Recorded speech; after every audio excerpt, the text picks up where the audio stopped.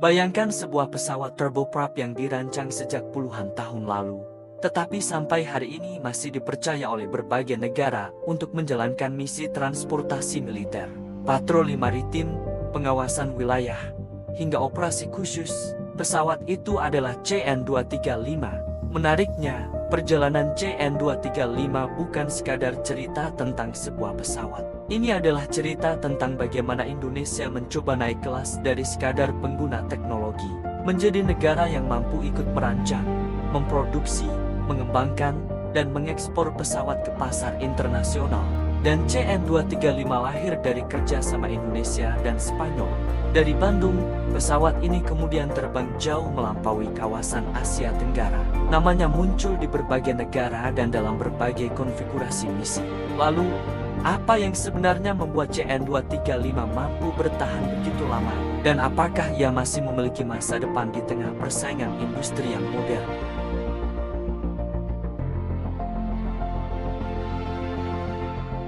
Mari kita bedah di Inside Daily. CN-235 merupakan hasil kerjasama industri dirgantara Indonesia dan Spanyol yang menjadi tonggak penting sejarah penerbangan Indonesia.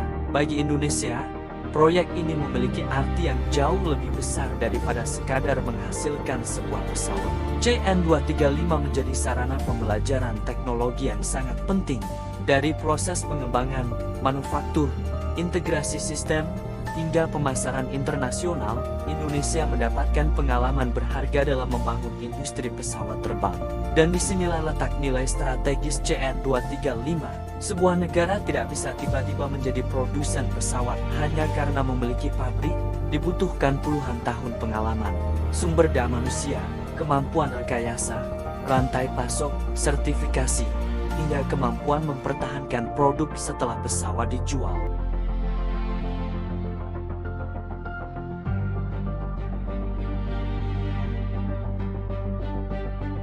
CN-235 menjadi bagian dari proses panjang tersebut. Pesawat ini kemudian berkembang menjadi berbagai varian dengan peningkatan kemampuan, kapasitas, avionik, hingga konfigurasi misi. Fleksibilitas inilah yang kemudian menjadi salah satu senjata utama CN-235 di pasar internasional. Dalam industri pertahanan, pesawat termahal belum tentu yang terbaik. Ada negara yang hanya membutuhkan pesawat yang mampu membawa personel, mendarat di landasan terbatas, serta memiliki biaya operasi yang masuk akal.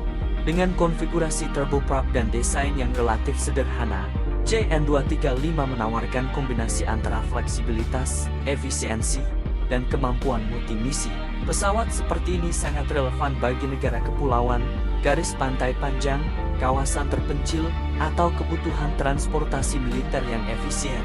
Indonesia sendiri merupakan contoh negara yang sangat cocok dengan konsep tersebut. Dengan ribuan pulau, kebutuhan pesawat patroli adalah kebutuhan strategis. Salah satu contoh paling menarik adalah Turki. Turki menjadi pengguna penting CN-235 dan bahkan memperoleh kemampuan produksi berdasarkan lisensi. Ketika sebuah negara membeli sekaligus mendapatkan kemampuan produksi, hubungan tersebut naik ke tingkat yang jauh lebih strategis. CN-235 menjadi platform teknologi bagi Indonesia. Ini menunjukkan bahwa industri dirgantara nasional mampu menghasilkan produk yang memiliki nilai dan daya tarik di luar pasar domestik.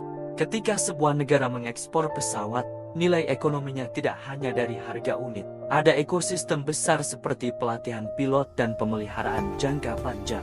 Inilah yang disebut sebagai life cycle business. Pesawat yang dijual hari ini dapat menghasilkan kebutuhan layanan selama puluhan tahun. Bagi industri dirgantara Indonesia, model seperti ini sangat penting.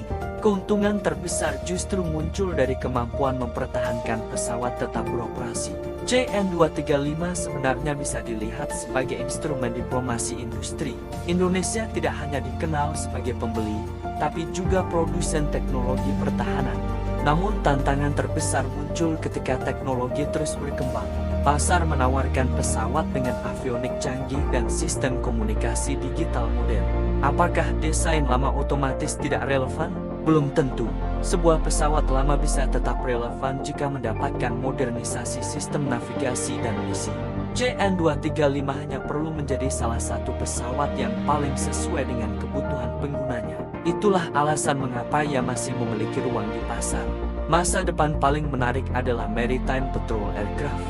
Kebutuhan pengawasan laut seperti illegal fishing dan penyelundupan semakin meningkat. Masa depan CN-235 bukan hanya soal membuat pesawat baru. Indonesia perlu memperkuat kemampuan rekayasa, produksi komponen, dan dukungan purna jual. CN-235 menunjukkan bahwa produk industri bisa memiliki umur panjang jika terus dikembangkan. Keberhasilannya adalah modal bagi generasi pesawat Indonesia berikutnya. Menurut Anda, apakah CN-235 masih layak dikembangkan? Atau Indonesia harus fokus pada pesawat generasi baru? Tulis pendapat Anda di kolom komentar. Jangan lupa like, subscribe, dan aktifkan lonceng notifikasi Inside Daily. Saya pamit, sampai jumpa di video berikutnya.